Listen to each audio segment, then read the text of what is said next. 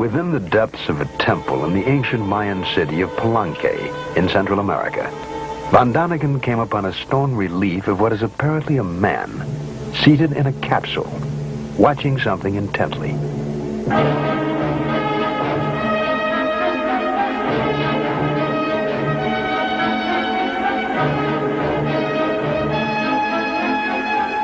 His hand seemed to be operating some undefinable controls. His foot pressing a lever. And at the rear of the capsule are jets trailing flames behind them. He seems to be dressed for the job, in trousers with a broad belt, a sort of jacket, tight-fitting at the wrists. The chair is well upholstered to absorb the shock of acceleration.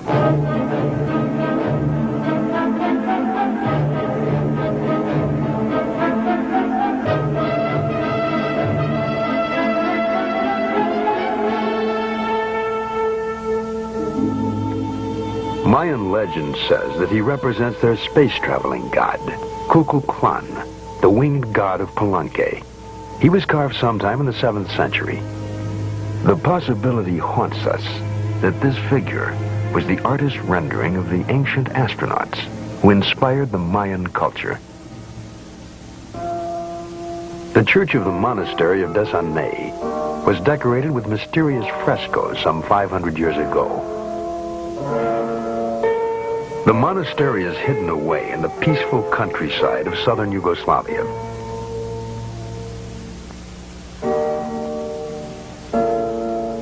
High above the chapel, almost out of sight, the fresco silently challenges our minds with its startling story. It depicts what may have been the first air battle to be witnessed by man, almost 500 years before the known discovery of flight.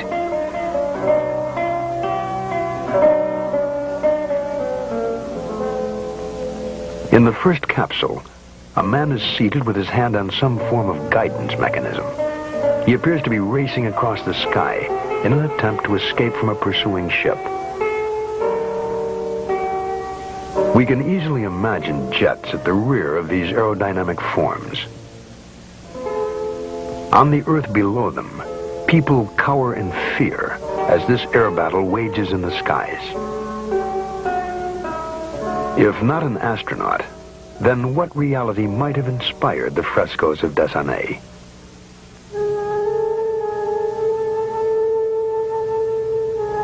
Myths, legends, legacies of ancient man have not all been lost in ambiguous reference.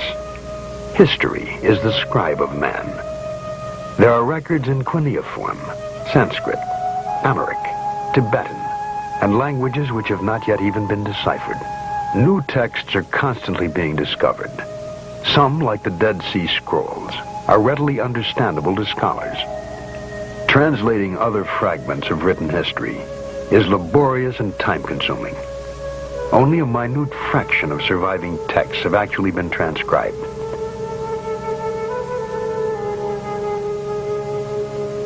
Accounts of godlike visitors abound. For example, in the books of the Tibetan Kanjur. The Kanjur consists of over 1,000 volumes containing the holy texts of Lamaism. Their secret code is the most complex ever devised. To date, only 1/100th of the Kanjur has been deciphered.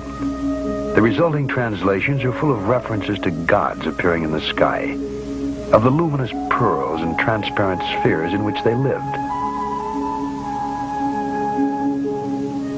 Once the books have been further deciphered, they may well yield much more information about mysterious space visitors.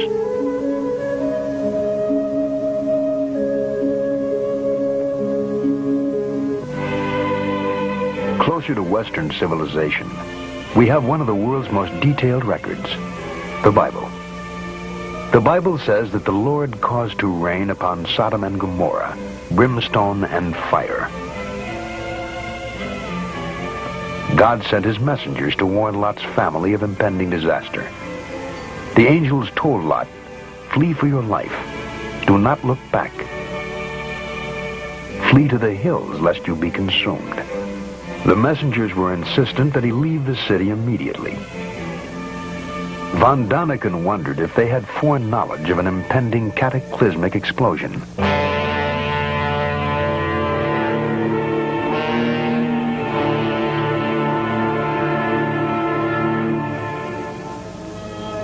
It appears certain that Sodom and Gomorrah were leveled, laid waste at a single stroke. All traces of the communities have disappeared. So complete was the destruction. The report of the catastrophe ends. Then he looked down and beheld, and lo, the land went up like the smoke of a furnace.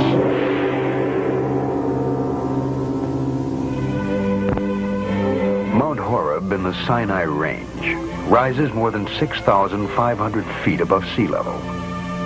Here Moses received the Ten Commandments. Here, too, he was given the blueprints for the Ark of the Covenant.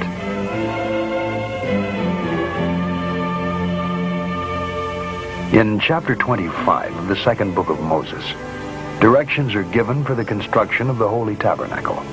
And they shall make an ark of acacia wood, and you shall overlay it with pure gold within and without shall you overlay it.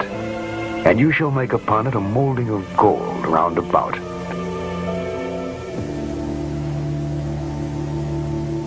Moses was to provide special shoes and clothing, which would properly insulate his workmen.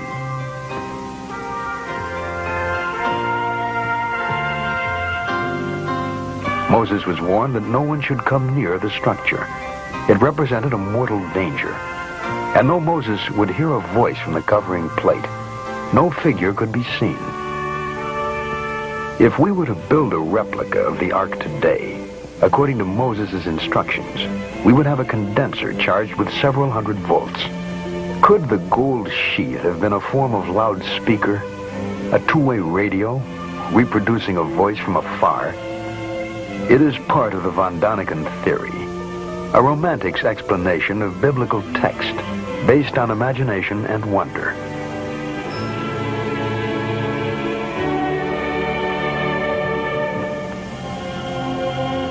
In the fragmentary histories from the Bible to the scripts of Babylon, there are tantalizing views of Earth, seen from the distance, seen from space, seen by whom? Was it the vision of ancient astronauts communicated to the primitive population of a still young planet Earth?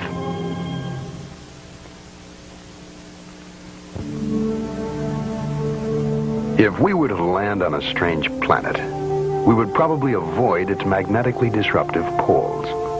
If travelers from outer space were to land here, a likely location, almost on the equator, would be Egypt.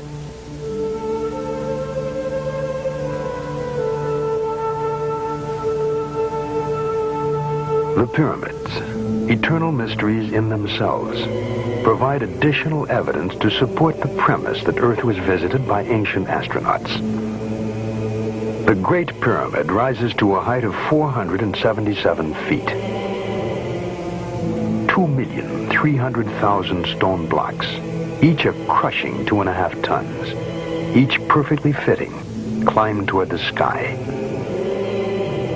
The stones were transported from the Macadam Mountains on the far side of the Nile.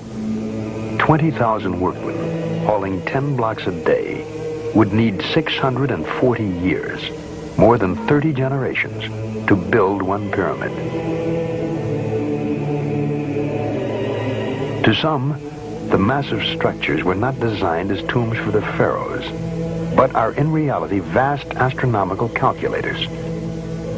Passageways, for example, from the interior, point directly at the North Star, the way back to the heavens.